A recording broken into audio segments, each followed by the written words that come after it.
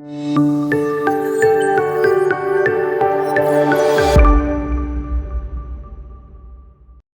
Hello నమస్తే welcome. నేను మీ host అక్షర Vihari. So ఎప్పటిలాగే ఈరోజు కూడా చాలా ఇంట్రెస్టింగ్ టాపిక్స్ తోటి సార్ని నేను క్వశ్చన్స్ అడగడానికి రెడీగా ఉన్నాను. అండ్ సార్ మనతో ఇంటరాక్ట్ అవ్వడానికి కూడా he's ready. So hello sir. Hello అండి. ఎలా ఉన్నారు? Top class, fantastic. Okay sir, upcoming events ఏంటి? టూ మేజర్ ప్రోగ్రామ్స్ అండి. July 20th and 21st 2 days. లైఫ్లో ఎంత కష్టం వచ్చినా, బిజినెస్లో ఎంత నష్టం వచ్చినా, ఎన్ని ప్రాబ్లమ్స్ వచ్చినా షేక్ అవ్వకుండా, షివర్ అవ్వకుండా నించోని అన్స్టాపబుల్గా ఎదగాలి అంటే మైండ్ని అన్షేకబుల్గా పెట్టుకోగలగాలి. So July 20th and 21st be unshakeable. 2 days program offline and ఆన్లైన్లో ఉంటుంది. ఆఫ్లైన్ అయితే హైదరాబాద్లో ఉంటుంది. తర్వాత August 25th Sunday, if I'm not wrong, August 25th stress management. స్ట్రెస్ని ఎలా మేనేజ్ చేయాలి, మన ప్రొడక్టివిటీని ఎలా ఇంప్రూవ్ చేసుకోవాలి, మన డిసిజన్ మేకింగ్ ఎలా ఇంప్రూవ్ చేసుకోవాలి, పీస్ ఆఫ్ మైండ్. ఎందుకంటే ఒత్తిడి వల్ల మైండ్లో పీస్ లేదు, మైండ్ పీసెస్ లాగా విరిగిపోతుంది. సో స్ట్రెస్ని ఎలా మేనేజ్ చేయాలి అనేది ఆగస్ట్ ప్రోగ్రాంలో ఉంటుంది. జూలైలో be unshakable, especially be unshakable. ఇది ఇయర్లీ వన్స్ ఆర్ ట్వైస్ మాత్రమే చేసే ప్రోగ్రామ్. ఎన్నో రిజల్ట్స్ సృష్టించిన ప్రోగ్రామ్స్లో బీ అన్షేకబుల్ ఒకటి. సార్ ముందు మన ఇద్దరం కంగ్రాచులేట్ చేసుకుందాం, బికాస్ వరల్డ్ కప్ వచ్చింది. I know you are a big cricket fan. Congratulations. Thank you so much. 1.5 billion people, almost 1.5 billion people, Indians అందరికీ కంగ్రాచులేషన్స్. We are champions. ఆడింది టీమే అయినా మన ఇండియా విన్ అయింది కాబట్టి మనం విన్ అయ్యాం, వీఆర్ ద ఛాంపియన్స్ అని అంటాం. సో ఛాంపియన్ మైండ్ సెట్ ఏ విధంగా ఉండాలో చెప్పండి మాకు ఈ వీడియోలో. ఓ ఎస్ అండి, ఛాంపియన్ మైండ్ సెట్ అనేది చాలా ట్రెండింగ్ టాపిక్స్లో ఒకటండి. ఏ మైండ్ సెట్ ఉంటే ఛాంపియన్స్గా ఎదగగలం, రైట్? ఒక సైకాలజీ తెలిసిన వ్యక్తిగా, ఒక కోచ్గా ఈ ఇండియన్ టీమ్ విక్టరీని కనుక మనం అనలైజ్ చేస్తే, రైట్, దీంట్లో ఛాంపియన్స్గా ఎదగటానికి ఏ ఆలోచన విధానం లేకపోతే ఏ మైండ్ సెట్ ఉంటే మనం ఛాంపియన్స్ అవుతాం. వాళ్ళు ఒక ఆటలో ఛాంపియన్స్ అయ్యారు. అయితే ఇక్కడ గమనించాల్సింది ఏంటంటే, వాళ్ళు క్రికెట్ ఆడి గెలిచి ఛాంపియన్స్ అవ్వటానికి వాళ్ళు ఫస్ట్ మెంటల్గా, ఐ మీన్ టు సే ఇమోషనల్గా ఛాంపియన్స్గా నిలబడ్డారండి. ఆ మైండ్ సెట్ ఉండటం వల్ల గెలిచారు. ఇది ఓన్లీ స్కిల్ సెట్ వల్ల కాదు. ఇది బాగా గుర్తుపెట్టుకోండి. మనం ఈ ఇండియా ఛాంపియన్స్ అవ్వటానికి, T20 వరల్డ్ కప్ గెలవటానికి, ఆర్ ఏ దేశం గెలిచినా కానీ అది ఓన్లీ స్కిల్ సెట్ వల్లే గెలుపు ఎప్పుడూ రాదు. ఎవరికైనా mindset is most important. So ఏ లక్షణాలు, ఈ వీడియోలో కొన్ని క్వాలిటీస్ మనం డిస్కస్ చేద్దాం.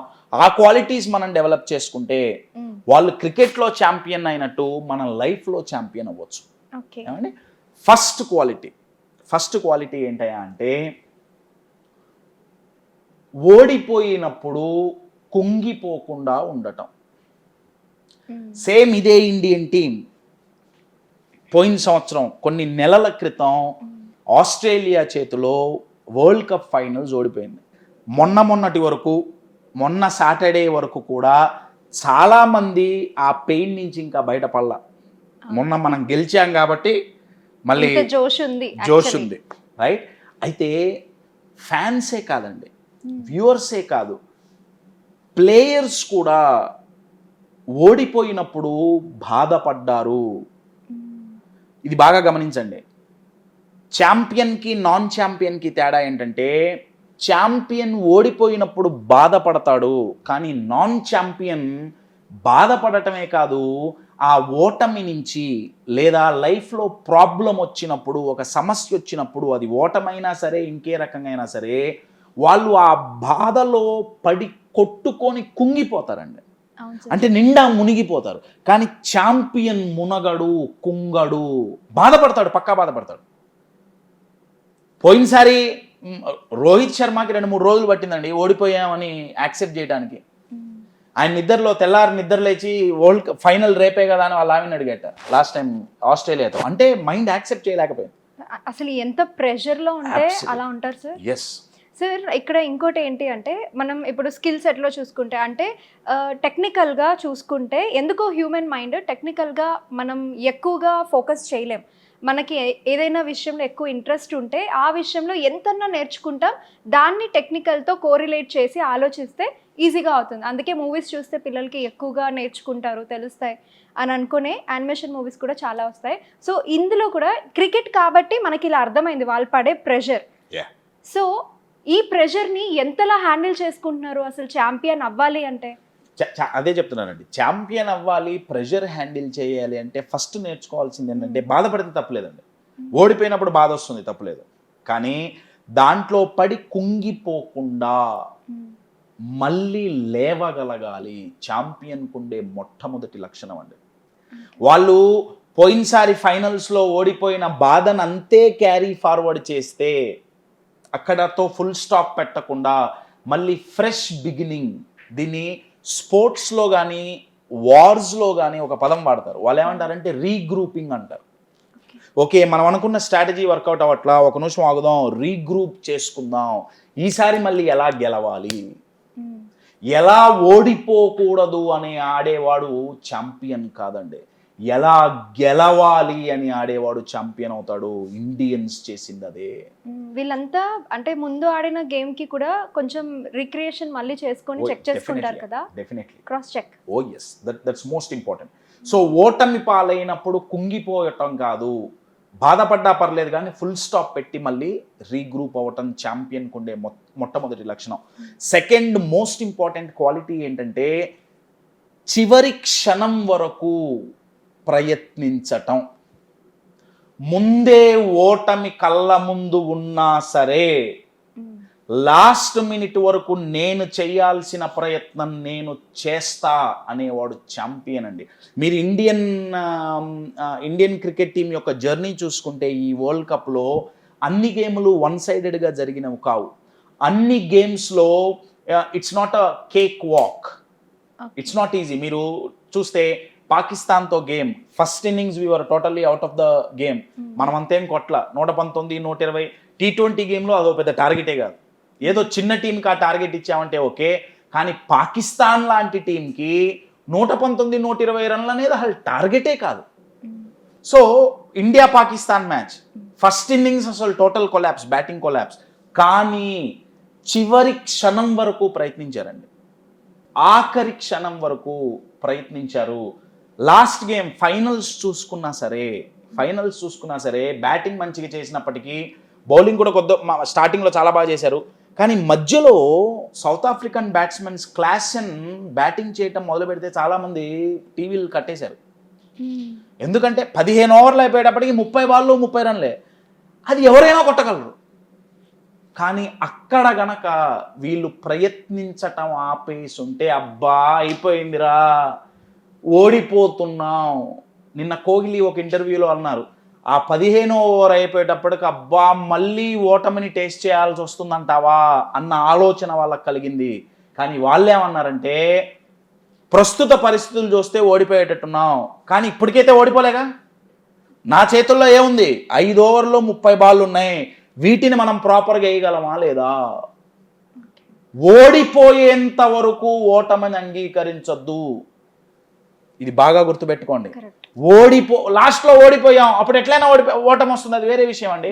కానీ ముందే డిసైడ్ అయ్యి అమ్మా ఓడిపోతున్నాం అని ప్రయత్నం ఆపేసేవాడు విన్నర్ అవ్వడు, లూజర్ అవుతాడు.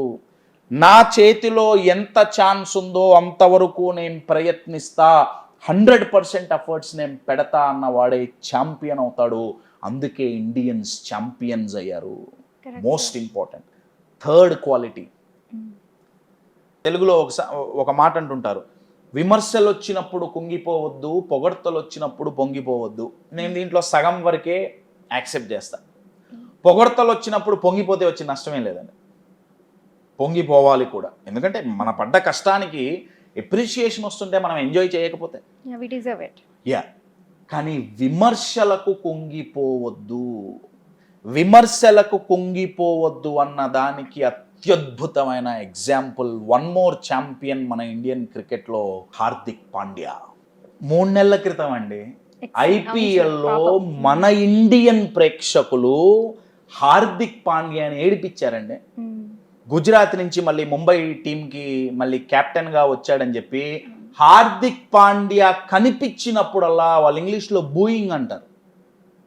హార్దిక్ పాండ్యా కనపడంగానే బూ అనుకుంటూ సౌండ్స్ చేసి వెక్కిరించి చివరికి స్టార్ స్పోర్ట్స్ వాళ్ళు కామెంటరీ తప్ప ఇంకేం వినపడకుండా ఆడియోని మ్యూట్ చేసేశారు. ఎందుకంటే హార్దిక్ పాండ్యా కనిపిస్తే అదే గొడవ.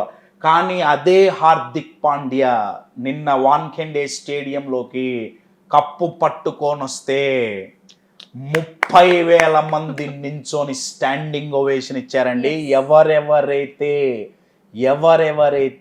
విమర్శలు చేశారో వాళ్ళే నించొని చప్పట్లు కొట్టేటట్టు చేశాడు హార్దిక్ పాండ్యా. ఎలా చేశాడు తిరిగి సమాధానం చెప్పటం కాదు, తిరిగి పర్ఫామ్ చేసి హోల్ టోర్నమెంట్లో, ఓన్లీ ఫైనల్ మ్యాచ్లోనే కాదు, హోల్ టోర్నమెంట్లో batting and bowling and fielding అన్ని రకాలుగా హార్దిక్ పాండ్యా కంట్రిబ్యూట్ చేశాడు. హార్దిక్ పాండ్యా వరల్డ్ కప్ అయిపోయిన తర్వాత ఒక ఇంటర్వ్యూలో అన్నాడు, లాస్ట్ 6 months నా లైఫ్లో చాలా ఛాలెంజింగ్ టైం. క్రికెట్లో అయినా సరే, లైఫ్లో మ్యారేజ్ విషయంలో అయినా సరే చాలా ఇబ్బందులు పడ్డా, చాలామంది నన్ను విమర్శించారు. నేను ఏడుస్తుంటే వాళ్ళు నవ్వుదాం అనుకున్నారు, అందుకే నేను ఏడవలా. వాళ్ళకి నవ్వే ఛాన్స్ నేను ఇవ్వలేదు. చాలా పవర్ఫుల్ స్టేట్మెంట్ అండి, చాలా పవర్ఫుల్ స్టేట్మెంట్. కానీ తను మళ్ళీ కష్టపడి మళ్ళీ పర్ఫామ్ చేసి ఇండియాని గెలిపించి, ఎస్పెషల్లీ సౌత్ ఆఫ్రికా మ్యాచ్తో 15 ఓవర్ల తర్వాత మళ్ళీ 2 ఓవర్లు హార్దిక్ పాండ్యా క్లాసెన్ వికెట్, తర్వాత మిల్లర్ వికెట్, లాస్ట్ ఓవర్ వేసింది హార్దిక్ పాండ్యానే కదండి. అవును సార్. యూజువల్గా మనం ఎవ్రీ టైం క్రికెట్లో ఎక్కువగా చూస్తూ ఉంటాం, విన్ అయితే పొగడ్డం, ఓడిపోతే తిట్టడం, ఇలా చాలా చూస్తూ ఉంటాం. But still everybody is cricket fans here. ఓయే so very well performed victory. ఎన్నో సంవత్సరాల తర్వాత భారతదేశానికి ప్రపంచ విజేతలుగా మనం నిలబడ్డాం. Very happy moment, time to celebrate. Congrats to team India and 1.5 billion Indians. So చూసారు కదా సార్ చెప్పింది. అండ్ సార్ చెప్పిన ఈవెంట్స్కి ఎవరైనా అటెండ్ అవ్వాలి అనుకుంటే కింద కనిపిస్తున్న డిస్ప్లే నెంబర్కి కాల్ చేసి ఎన్రోల్ చేసుకోండి. Thank you.